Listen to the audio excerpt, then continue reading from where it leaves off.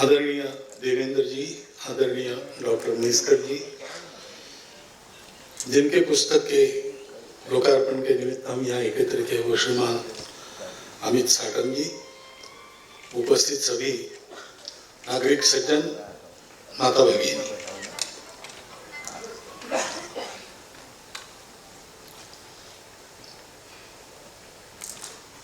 अमित साटम जी का जब प्रस्ताव आया पुस्तक का उद्घाटन करने के लिए है, तो ठीक है आऊंगा, ऐसा समय था, ऐसा कहा। बाद में पुस्तक आई हाथ में, पढ़ी तो लगा अच्छा हुआ कि मैंने हाँ कहा।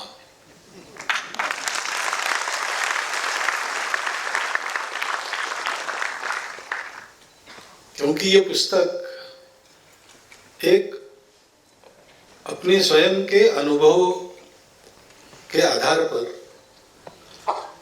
लिखी हुई अत्यंत व्यावहारिक और ठीक ठीक सलाह देने वाली पुस्तक है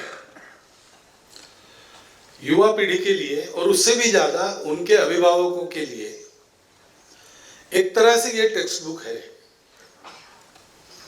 अर्थात टेक्स्ट बुक को पढ़ने के बाद वैसा का वैसा लागू नहीं करते, अपनी अपनी पृष्ठभूमि परिस्थिति इसको देखते हुए उसका जो व्यावहारिक रूप होता है वो खुद को बनाना पड़ता है, लेकिन तत्व तो वही रहता है। ऐसी ये पुस्तक है। पहली बार पढ़ने के बाद मुझे प्रसंग एक याद आया, बहुत साल पहले सप्रेम नमस्कार विनंती विशेष ऐसी एक किताब महाराष्ट्र में लोखंडे जी ने लिखी है, शायद आपको पता होगा, उनको जाना भी जाता है कभी कभी इसी नाम से, सप्रेम नमस्कार विनंती विशेष। महाराष्ट्र के शहरों से लेकर तो गांवों तक, छोटे गांवों तक का मार्केट डाटा अगर ठीक ठीक पाना है तो उनके पास जाते हैं। उस समय मैंने ऐसा सुना है शासन भी उनके पास जाता है। 6वीं के क्लास में थे तब पढ़ाई छोड़ दी और पुणे में आकर एक छापखाने में नौकरी कर ली, मजदूरी। बाद में एडवर्टाइजमेंट के क्षेत्र में वो आगे बढ़े। बहुत आगे बढ़ने के बाद उनको ध्यान में आया कि पढ़ना भी चाहिए, तो बाद में ग्रेजुएट और पोस्ट ग्रेजुएट हुए। और हर एक गांव में, क्योंकि एडवर्टाइजमेंट एक हद के बाद वो सैचुरेट हो जाता है, सैचुरेशन आ जाता है, तो उसमें अगर प्रगति करनी है तो क्या करना। तो उन्होंने ये सोचा कि प्रत्येक गांव में मार्केट की क्या आवश्यकता है, कितने बार कोई हाट लगता है, कुछ होता है, लोगों को क्या चाहिए, मिलता कि नहीं, किस ये सारा डाटा उन्होंने प्राप्त करने के लिए कोतवाल, सरपंच और ग्राम सेवक, इन तीनों को सब गांवों के पत्र लिख दिया और बार बार लिखा। उत्तर आने तक वो पत्र लिखते रहे, इसलिए सप्रेम नमस्कार विनंती विशेष नाम से वो प्रसिद्ध हो गए। तो वो मुझे मिले, संपर्क करते हैं तो ऐसे सभी व्यक्तियों को मिलना होता है। तो उन्होंने मुझे कहा कि भागवत जी आप पब्लिक भाषण में करते हो, बहुत लोग सुनते हैं, तो कुछ बात मैं कहता हूँ वो आप बताइए। मैंने कहा बताइए क्या बोलना है। तो कहा आप बच्चों के अभिभावकों को बातें बताइए। कौन सी बात बताना है? तो उन्होंने कहा कि उनको पहली बात ये बताइए कि हर लड़का डॉक्टर, इंजीनियर, आर्किटेक्ट नहीं बनता, हर लड़का मेरिट में नहीं आता। कुछ आते हैं, बाकी नहीं आते हैं। तो अपना लड़का उस प्रकार का है कि नहीं ये देख के उसको आग्रह करो, अपनी बातें थोपो मत। उसको डॉक्टर ही बनाना है, उसको ऐसा मत करो, उसको जो बनना है बनने दो। तब मुझे एक किस्सा स्मरण में आया। ऐसा कहते कि तिलक जी के पुत्र ने उनको पत्र लिखा कि आप मुझे गणितज्ञ बनाना चाहते हो क्योंकि आप गणित के तज्ञ हो, लेकिन मैं आप जो चाहते हो ऐसा क्यों बनूं? मैं जूता सिलाना चाहता हूं, तो मैं जूता सिलाना क्यों ना सीखूं? तो तिलक जी ने उसको उत्तर लिखा कि तुमको जो करना है करो, मैं तुम पर थोप नहीं रहा हूं, तुमको जूता सिलाना सीखना है वही सीखो, लेकिन ध्यान रखो ऐसा सीखना कि लोग कहे कि जूता अगर खरीदना है तो पूना में लोकमान्य तिलक जी के बच्चे से ही लेना है।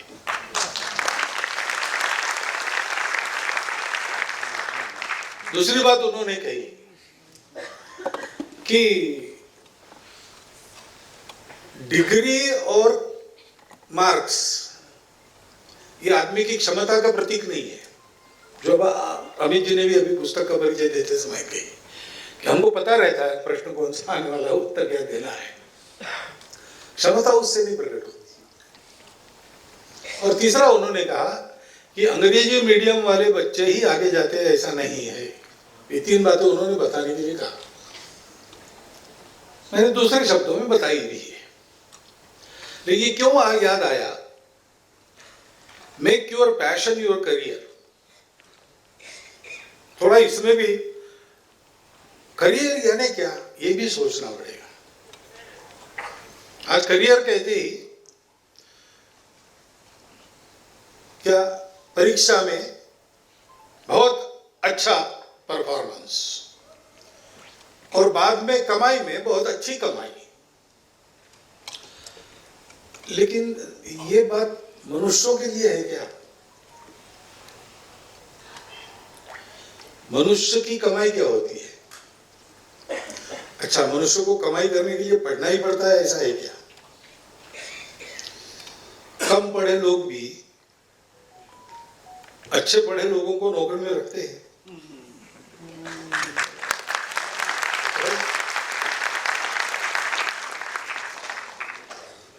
तो मनुष्य आगे जाता है, प्रसिद्ध होता है या कोई अच्छे काम करता है, किसी क्षेत्र में ब्रिलियंस दिखाता है, उसके लिए पढ़ना लिखना जरूरी नहीं है। तो करियर की ये जो कल्पना, और अपना पेट भरना और अपने आप को ठीक रखना, अपना परिवार बढ़ाना, ये तो सभी जीव करते हैं ना। अपने यहाँ कहा ही जाता है आहार निद्रा भयम हेतु सामान्य में तत् पशु भेद नारायण। एक चूहा भी वही करता है, बिल्ली भी वही करती है, कुत्ता भी वही करता है। मनुष्य थोड़ा प्रगत प्राणी होने के कारण वो कपड़े पहन के ये सारी बातें करता है, इतना ही।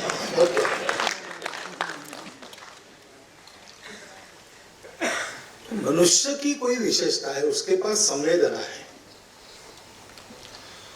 और इसलिए केवल यशस्वी होना इसको करियर नहीं मानते अपने यहां।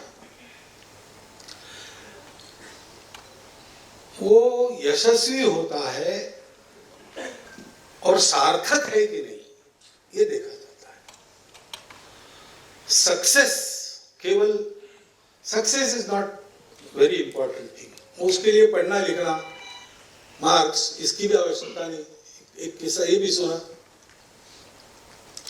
कि बड़े कंपनी के मालिक को, यानी कारपोरेट के मालिक को, पत्रकार गए, 100 साल पूरे किए इसने आयु पे, तो मिलने के लिए गए, इंटरव्यू किया।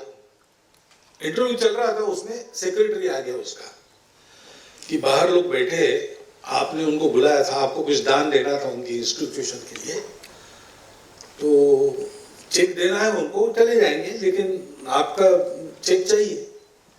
और ठीक है, ले आओ। तो चेक लेके आया सेक्रेटरी, साथ में इंक पैड लेके आया, और पत्रकारों के सामने इस बड़े कारपोरेट के मालिक ने अपना अंगूठा उस पर चेक पर लगाया। तो पत्रकारों ने पूछा, आप हस्ताक्षर नहीं करते? तो भी मैं लिखना पढ़ना नहीं जानता। तो लिखना पढ़ना नहीं जानते, लिखना पढ़ना नहीं जानते तो आप इतने बड़े बन गए, अगर जानते होते तो क्या बनते? तो वो मुझे मालूम है, मैं बताता हूँ मैं क्यों नहीं लिखना पढ़ना जानता। मैं प्रौढ़ आयु तक एक चर्च में बेल बॉय की नौकरी करता था, बेल बजाने वाला। लेकिन हमारे बिशप ने एक सर्कुलर भेजा सभी चर्चेस उसके तहत जो थे कि चर्च से संबंधित हर व्यक्ति को पढ़ा लिखा होना आवश्यक है, साक्षर होना आवश्यक है। तो मुझे हमारे पास्टर ने कहा कि तुमको पढ़ना पड़ेगा। मैंने कहा मैं नहीं पढ़ सकता, तो फिर नौकरी छोड़नी पड़ेगी। तो क्या करूं, मैं पढ़ ही नहीं सकता, मेरा मन भी नहीं लगता और अब आयु हो गई, तो नौकरी चली गई मेरी। अब क्या करना। इस विवंचना में घूम रहा था तो एक ऑफिस की खिड़की से ऑफिस में काम करने वाले व्यक्ति ने बुलाया, इधर इधर थोड़ा समय है क्या। मैंने बोला समय ही समय है। बोले ऐसा करो, मैं एक महत्वपूर्ण टाइप कर रहा हूँ, मैं छोड़ नहीं सकता जगह, सामने वाले होटल से मेरे लिए एक कॉफी ले आओ। पैसा दिया उसने, मैं जाकर कॉफी लेके आया, उसने मुझे 1 सेंट दे दिया। तो मेरे मन में कल्पना आई कि कितने ऐसे लोग होंगे बस बैठे जगह काम करते हैं और उनको चाहिए उस समय वो मिलना चाहिए, सिगरेट चाहिए, चाहिए वो चाहिए। तो मैंने वो काम शुरू किया और करते करते इतना बड़ा हो गया। अगर मैं पढ़ना लिखना सीखता तो मैं चर्च में बेल बॉय बना रहा होता।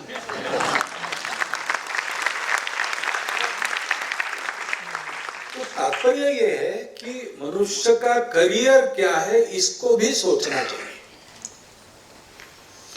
और ये बात बिल्कुल सही है कि पैशन को करियर बनाना ये उत्तम बात है। जो मैं चाहता हूं जीवन में वो मुझे करने को मिलता है तो मेरे जैसा भाग्यवान दूसरा नहीं है। क्योंकि आखिर ये सब भागदौड़ करके पैसा कमा के चाहिए क्या। हैप्पीनेस शब्द उपयोग में लाया है। हैप्पीनेस यानी सुख नहीं, हैप्पीनेस यानी संतोष है। पेट भर रसगुल्ले खाकर भी संतोष मिलता है ऐसा नहीं है। और रसगुल्ले लाए और बच्चों ने सब खा लिए, माँ के लिए कुछ बचा नहीं, तो खाली पेट रहकर भी माँ को संतोष मिलता है।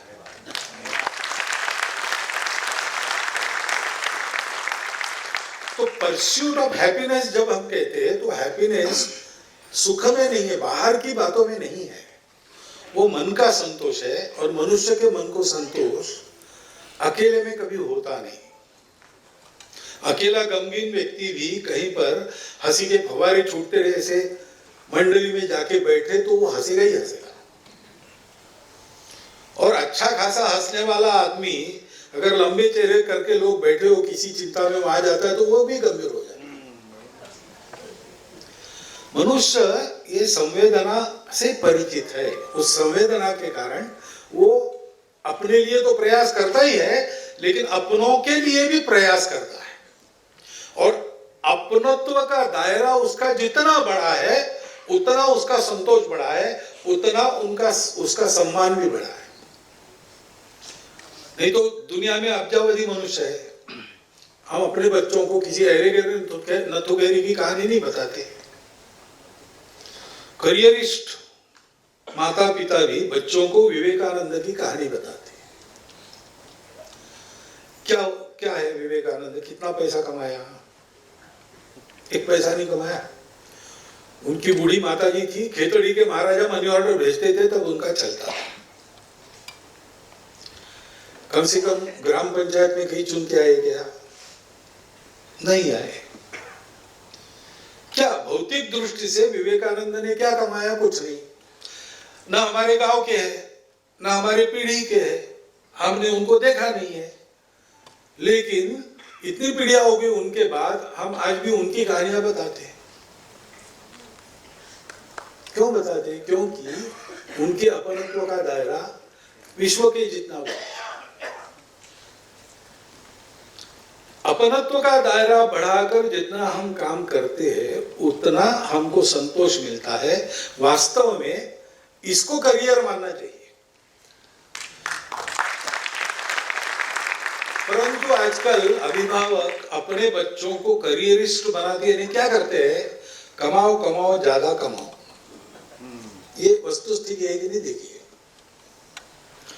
और जितने अधिक शिक्षित होंगे उतना ही अधिक आग्रह रहता है, चिंता के कारण रहता है। बच्चों का सब ठीक रहना चाहिए, लेकिन भाई ठीक तो रहेगा वो उनके अपने कर्मों पर निर्भर है, हमारे आग्रह पर निर्भर नहीं है। और जिसमें दम है वो हर परिस्थिति में अपने लिए जो आवश्यक सुविधाएं सुख है वो तो प्राप्त कर ही लेगा। उनको कमाओ कमाओ सिखाना, उसमें विरोध नहीं है, क्योंकि आखिर पेट तो भरना ही पड़ेगा ना, सिर्फ सलामत तो पकड़ी 50। परंतु उनको कमाई के साथ साथ बांटना भी सिखाना चाहिए ना, तब उसको संतोष मिलेगा। ये नहीं सिखाते, और इसलिए फिर करियर की कल्पना भी है, अच्छा संगीतज्ञ बनना करियर नहीं है क्या?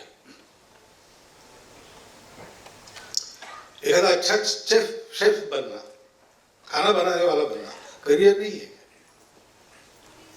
जो करते हैं हम उसमें उत्कृष्ट बनना यही करियर है। लेकिन इस बात को बिना समझे बच्चों को हम बिना कारण तनाव में डालते हैं, दबाव में डालते हैं, उसके परिणाम भी होते हैं। तो इस पुस्तक का जो शीर्षक संदेश है, make your passion a career, ये बिल्कुल ठीक बात है। पुस्तक में ये बात आई है जो अभी मैं कहने वाला हूं, मैं थोड़ा अधिक स्पष्ट बता रहा हूं। पैशन तब उत्पन्न होता है जब कोई पर्पस है, पर्पस नहीं है तो पैशन उत्पन्न नहीं होता है।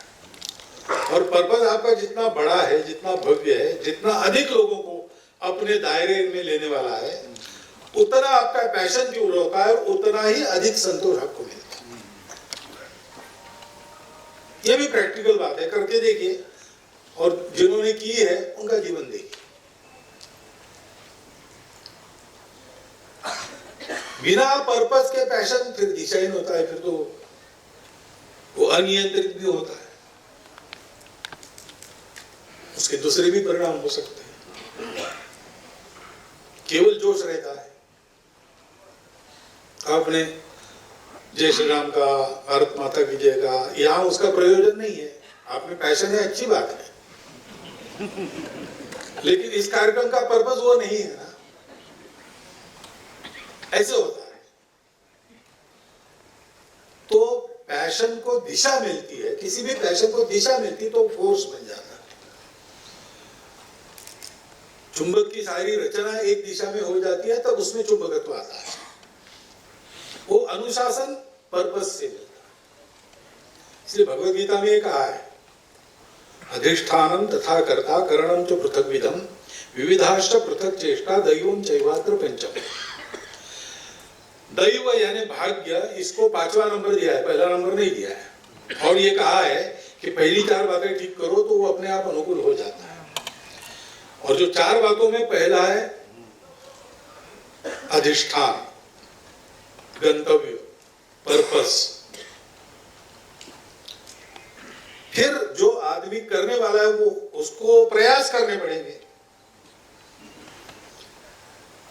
तो जो सपने देखते हैं हम, उन सपनों में उतना ही प्रयास डालने का परिश्रम करना पड़ता है, तपस करना पड़ता है। वो हम कैसे कर पाएंगे, पुस्तक में दिया है सब। मैं पुस्तक के बारे में अधिक इसलिए नहीं बोल रहा हूं कि पर्याप्त तो उसकी चर्चा हो गई है, ठीक से चर्चा हो गई। फिर पुस्तक में है सब उसके उपाय भी, यानी क्या खाना चाहिए नहीं खाना चाहिए इसकी भी चर्चा वहां है, कौन सा व्यायाम करना चाहिए इसकी भी चर्चा वहां है। इसलिए मैंने कहा अत्यंत व्यावहारिक सलाह है ये, कागज लेके नहीं है, आखन देखी है, करने लायक है पुस्तक पढ़, ऐसा है। और फिर जो काम है वैसी काम करने की पद्धति चाहिए, और भी प्रयास करने पड़ते इधर उधर से उसको अनुकूलता उत्पन्न करने वाले। ये चारों बातें जो ठीक कर लेता है उसको भाग्य अनुकूल हो जाता है।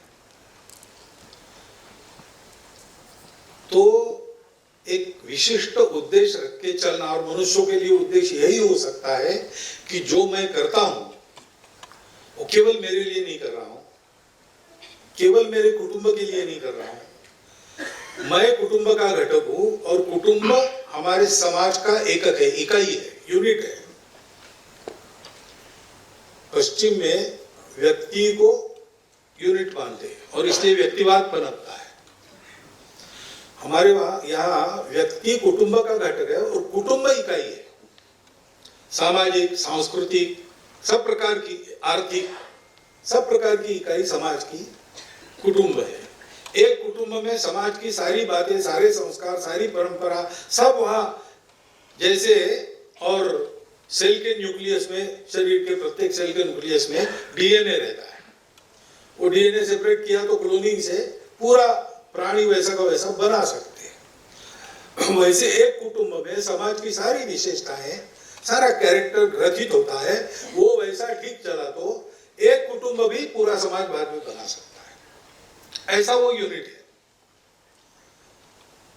तो ये कुटुंब हम बनाते हैं, वो कुटुंब समाज के लिए उपयोगी होना चाहिए। और चूंकि हमारी समाज का निर्माण ही परोपकार के लिए हुआ है, स्वार्थ के लिए, अपने सर्वाइवल के लिए नहीं हुआ है। सर्वाइवल के बारे में हम बहुत नसीबवान थे। उस जमाने में, प्राचीन जमाने में, जब से हमारा समाज चलते आ रहा है, उस समय कोई संख्या ज्यादा नहीं थी और सुजल सुफल मलय जो शीतल अपनी भूमि थी, तो सबको भरपूर था। इसलिए स्ट्रगल फॉर एग्जिस्टेंस नहीं था हमारे यहाँ। मेहनत करो, खाओ, जो मेहनत करेगा सबको मिलेगा। और चारों ओर से सुरक्षित थे हम, पर्वतमालाएं और सागरों के कारण। तो हमको बाहर से भी लड़ाई नहीं करनी पड़ी। और इसलिए हम लोग सुरक्षित थे, हम लोग समृद्ध थे। हमको अस्तित्व की एकता का सत्य मिल गया हमारे पूर्वजों की तपश्चर्या के कारण। तो उन्होंने सोचा अस्तित्व अगर एक है तो सब लोग अपने हैं, तो एक सुख का रास्ता हमको मिला है, संतोष समाधान का रास्ता मिला है, सारी दुनिया को देना चाहिए। उसके लिए एक समाज का निर्माण हुआ है। वर्णन है इसका, भद्रम इच्छन्त ऋषय स्वर्विता तपो दीक्षा उपसे दुरकरी ततो राष्ट्रम बलम ओजस्व जाता। विश्व का कल्याण चाहने वाले ऋषि मुनियों ने दुर्धर तप की दीक्षा लेकर तप किया, उससे राष्ट्र ओज और बल उत्पन्न हुआ। ये इतिहास है। और इसलिए हमारे समाज का मानवता के घटक के नाते कर्तव्य ये होता है कि हमारा समाज बड़ा बने और दुनिया को बड़ा करे। और ये बड़प्पन का दायरा बढ़ते बढ़ते विश्व तक जाता है। हे विश्वची माझे घर ऐशी जयाची मती स्थिर किंबहुना चराचर आपण झाला। केवल जीवमान नहीं, चर अचर दोनों प्रकार, उनकी संवेदना के साथ अपनी संवेदना एकाकार हो, ऐसा जीवन जीना, ये वास्तविक मनुष्यता का करियर है। ये वास्तविक अपने परंपरा का अनुसरण है। तो अपने बच्चों को इतना बड़ा भी एकदम नहीं बताएंगे तो चलेगा, परंतु यहां से शुरुआत कीजिए कि कमाना है, ईमानदारी से कमाना है, उत्कृष्ट करना है, जो भी करना है वो क्या करते हो इसकी चिंता मत करो, लेकिन जो करोगे वो उत्कृष्ट करो। और स्वयं और स्वयं के कुटुंब के साथ साथ बाकी सब लोगों की, जितने लोगों की कर सकते हो उतने लोगों की चिंता करो। दोनों हाथ से कमाओ, 1000 हाथों से बांटो।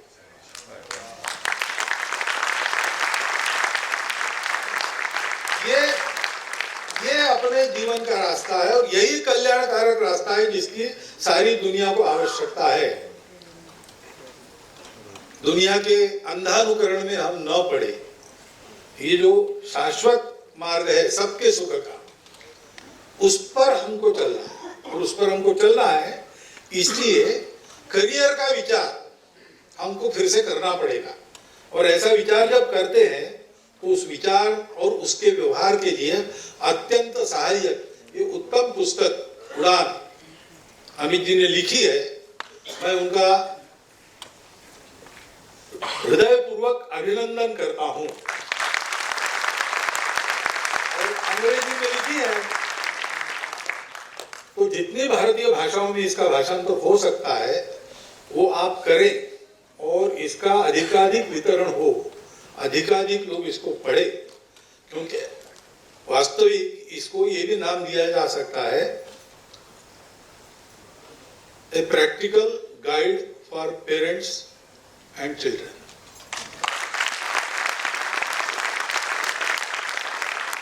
ऐसा ये पुस्तक है, दिखती छोटी है, पुस्तिका के आकार की बनी है, लेकिन पुस्तिका ही होती है ना जो बड़ा संदेश योग्य संदेश देने वाली गीता कितने श्लोक है? 700 श्लोक है केवल। पूरा महाभारत कितने लाख के ऊपर श्लोकों का है, उसका सार भगवत गीता में 700 श्लोकों में है। ऐसा ही अमित जी ने जो प्रत्यक्ष किया है, करके देखा है, उसका जो निष्कर्ष है तो छोटी सी पुस्तिका में आया है, इसलिए हमारे लिए सुविधा भी है, हम बहुत जल्दी उसको पढ़ सकते हैं, समझ सकते हैं। तो इसी पुस्तिका सबके हाथ में डाली चाहिए। इसके प्रचार प्रसार के लिए उनको फिर एक बार शुभकामना देता हूँ और मेरी 4 शब्द समाप्त।